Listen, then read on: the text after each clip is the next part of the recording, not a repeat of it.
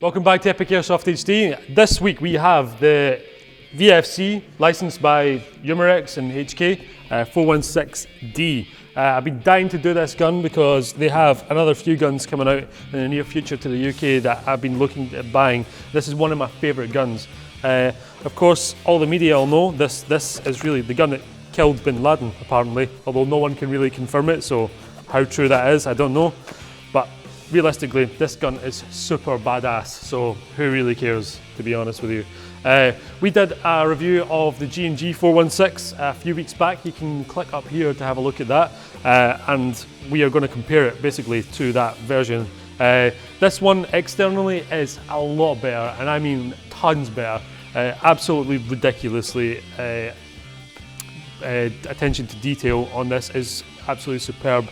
Going from the sort of parkerized finish on the rails, it's actually really sharp, so they've actually went out of the way to CNC mill the whole entire rail out of a block of aluminium, and the quality really shows that. Parkerized barrel as well, unlike the G&G, which is just kind of soft black paint that's on it, and even down to the flash hider, everything just screaming out quality. There's some lubricant still from the machining on it, it's still on the gun, which is really cool. It smells like a real gun as well, which is always a great thing. The trademarks are on this, unlike the G&G too. You've also got your laser engraved fire selector, like the G&G does have as well, only this is much sharper than G&G's. You've got your even your warning, read operator manual before use, which is on the real gun too, and the markings, the H&K markings, of course, what you would expect if you had a gun that was licensed by H&K.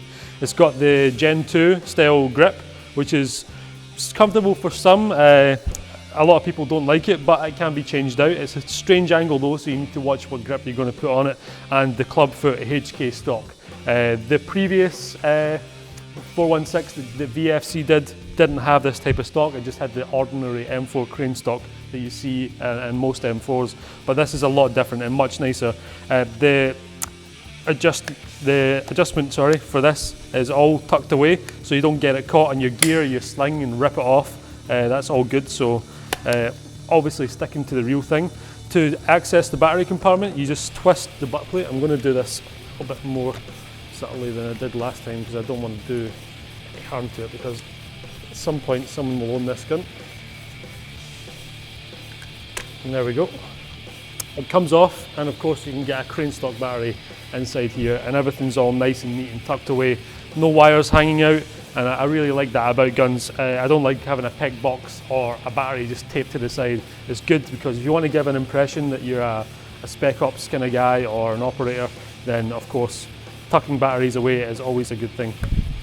So yeah, also in addition to that, you've got sling mounts on either side of this gun, and of course at the front here as well, just where the gas block is. So you can put a 2-point sling on there or a single point up to here. You can also get a plate adapter to put a single point sling on the back of the gun, sold separately obviously. Other configurations of this are coming out are the M27 IER, which is something that I'm really interested in getting, and of course the 416C, which features a really short barrel and ris reel, and it's also got this collapsing stock much like the MP5A5, which I really like. A lot of people don't like that, but I'm really interested in getting a hold of it. The materials used in this gun are some of the best we've seen, like the 417 that we reviewed before. Click up there to see that. Absolutely outstanding quality. You will not, I've never seen, other than Inokatsu, a nicer airsoft gun externally than one of these. As for performance, let's take it out onto the shooting test to see how it stacks against the G&G 416. Okay, we're out here on a 30-meter range test. We've got our 416 set up in the vise. We're using the vise because it eliminates any human element, and we're looking at the gun's accuracy, not my accuracy. We're using 0.25 gram BBs, and we are using semi-automatic to start, and we're going to be moving on to fully automatic. So since this is like the Batman of guns, we're going to go ahead and do this. And we're running an 11.1 volt LiPo on this version because we learned our mistake from last week using the F2000 that it can cause the motor to lock up, and that's not very good. So we're using the best battery we can put through the gun and actually set it through its paces. So let's go ahead, fire a few rounds. Make sure the mag feeds first. There we go. Sorry about that. We'll go ahead again.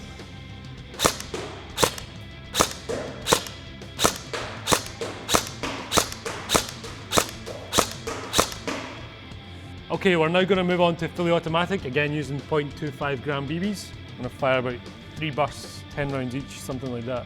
Rate of fire is ridiculous, and the magazine is actually in correctly this time, so let's go ahead.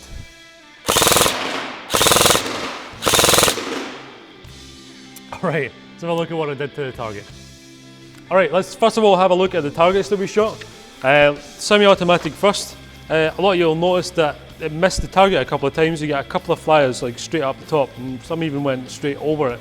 I don't know if that's to do with the BBs or the hop unit warming up or whatever, but it was just a bit odd.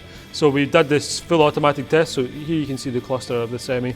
Not too great, but obviously hitting the target almost every time. When we moved to full automatic, it never missed a single time, so must be the hot rubber warming up or just the type of BBs that we're using. We'll probably get some Mad Bull ones in next and try and improve our range test. But hit the target every single time. Not as accurate as some of the other guns we've had before, and definitely not as accurate as the G&G. So externally, this gun absolutely beasts the G&G. As performance-wise, the G&G has the upper hand over the VFC. I expected it to be a lot better. The gun has a price tag of around £420. I'd like to thank AirsoftWorld again for letting us borrow this gun. They don't have many of them in stock, I believe. They're a bit hard to get a hold of due to Armex being their distributor. But you can check them out in the links in the description below. Definitely worth its price tag, just for the externals alone. There's things you can do to your gun upgrades, of course, that will bring the accuracy back up. But if you're looking for something that absolutely perfectly replicates the original and the real steel version of 416, this is definitely the one for you. So definitely check it out in the links in the description below. Like Airsoft World on Facebook. Don't forget to check out our own Facebook, our own Twitter if you do all that kind of stuff. I've also got an Instagram. I take a lot of pictures of guns, real steel, stuff that we do in the factory as well. So you can like that, follow it on Instagram or whatever the hell it is. And of course, guys, don't forget to subscribe to us. We have a gun review every single week. We also have live streaming of all sorts of things, stuff we do, gaming, just a whole lot of nonsense we like to have a carry on. And of course you can join us as well. We have a Facebook page for that too. It's EpicAirsoftHD. You can join that, and we'll probably have a YouTube channel up at some point as well. I'll be doing video game reviews and in general just raging at people over the internet. So don't forget to check that out, and we'll see you next week.